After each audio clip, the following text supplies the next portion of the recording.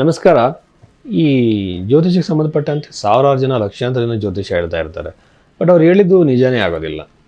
ಅದಕ್ಕಾಗಿ ಜನಗಳಿಗೆ ಜ್ಯೋತಿಷದಲ್ಲಿ ನಂಬಿಕೆ ಕಡಿಮೆ ಆಗ್ತಾ ಹೋಗುತ್ತೆ. ಇಲ್ಲಿ ನಿಜವಾದ ಜ್ಯೋತಿಷಿ ಯಾರು ಅನ್ನೋ ಪ್ರಶ್ನೆ ಬರುತ್ತೆ.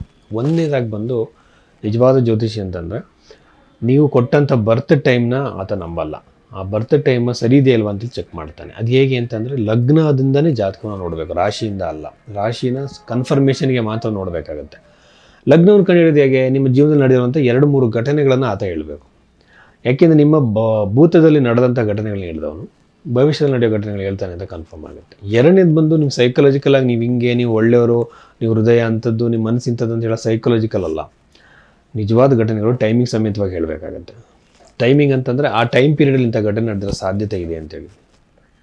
ಇದಾದಮೇಲೆ ಪರಿಹಾರಗಳನ್ನ ಹೇಳುವಾಗ ಬೃಹತ್ ಪರಾಶರ ಹೋರಾಶಾಸ್ತ್ರಗಳಿರುವಂತಹ ಮಂತ್ರ ಜಪಗಳು, ದಾನಗಳ ಬಗ್ಗೆ ಮಾತ್ರ ಮಾತಾಡಬೇಕು.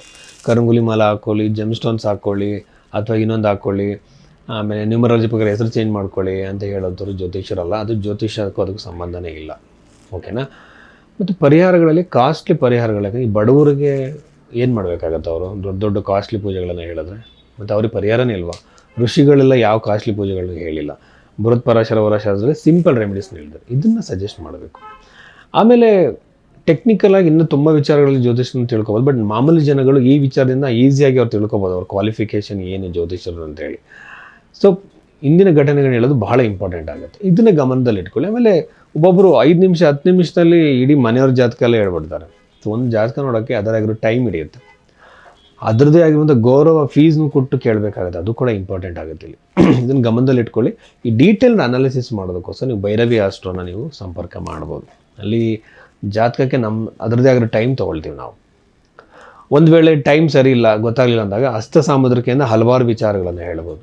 ಸೊ ಅದನ್ನು ಗಮನದಲ್ಲಿ ಇಟ್ಕೊಳ್ಳಿ. ಹಸ್ತ ಸಾಮುದ್ರಿಕೆ ಅಂತಂದರೆ ಜಾತಕ ಇಲ್ಲದೇ ಇದ್ದಂಥವ್ರು ಹಸ್ತ ಸಾಮುದ್ರಿಕವನ್ನು ಇದು ಮಾಡ್ಬೋದು. ಕನ್ಯಾ ರಾಶಿಯವರಿಗೆ ಸಂಬಂಧಪಟ್ಟಂತೆ ನಾವು ಈ ಒಂದು 19ನೇ ತಾರೀಕು ನಂತರ ಈ ಜನವರಿ ತಿಂಗಳಲ್ಲಿ ನಾವು ನೋಡೋದಾದರೆ ಹಲವಾರು ವಿಚಾರಗಳಿದೆ.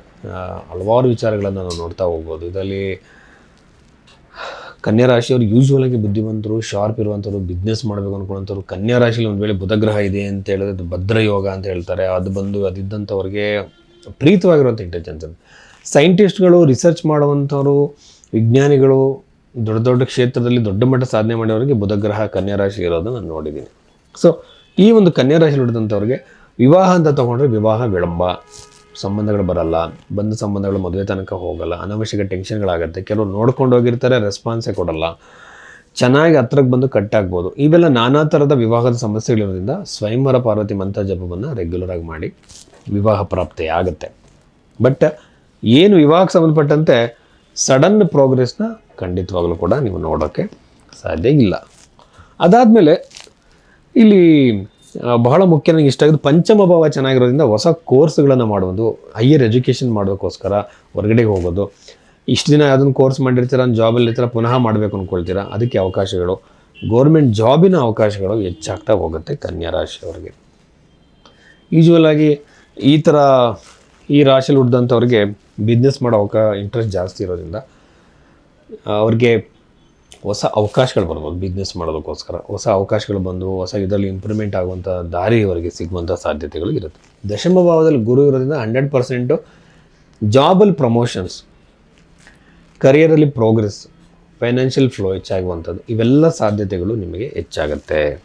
ಇದಾದಮೇಲೆ ಇನ್ನೊಂದು ಮುಖ್ಯವಾಗಿರೋದು ಏನಂತಂದರೆ 6ನೇ ಮನೆಯಿರುವಂಥ ರಾಹುವಿಂದ ಶತ್ರುಗಳ ಮೇಲೆ ವಿಜಯ ಸಾಧಿಸ್ತಾರೆ. ಈಗ ನಿಮಗೆ ಶತ್ರುಗಳು ಇರ್ತಾರೆ, ಕಾಂಪಿಟೇಟರ್ಸ್ ಇರ್ತಾರೆ, ಕೆಲವರು ತೊಂದರೆ ಕೊಡ್ತಾ ಇರ್ತಾರೆ. ಇವ್ರ ಮೇಲೆ ವಿಜಯ ಸಾಧಿಸುವಂಥ ಎಲ್ಲ ಅವಕಾಶಗಳು ನಿಮಗೆ ಸಿಗತ್ತೆ.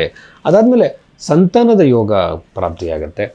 ಅದಾದಮೇಲೆ ಕೆಲವರು ಇಷ್ಟಪಟ್ಟಂಥ ವ್ಯಕ್ತಿಗಳ ಲೈಫಲ್ಲಿ ದೂರ ಆಗಿದ್ದಂಥವ್ರು ಹತ್ರ ಬರೋ ಸಾಧ್ಯ. ಯಾಕೆಂದರೆ ಪಂಚಮ ಸ್ಥಾನದ ಮೇಲೆ ನಾನು ಹೇಳ್ತಾ ಇದ್ದೀನಿ. ಪಂಚಮ ಸ್ಥಾನ ಅಂತಂದರೆ ವಿವಾಹಕ್ಕೆ ಸಂಬಂಧಪಟ್ಟಂತೆ ಅಲ್ಲದೆ ಸಂತಾನ ಪ್ಲಸ್ ಪ್ರೇಮಕ್ಕೂ ಕೂಡ ಅದು ಸಂಬಂಧಪಟ್ಟಿರುವಂಥದ್ದು.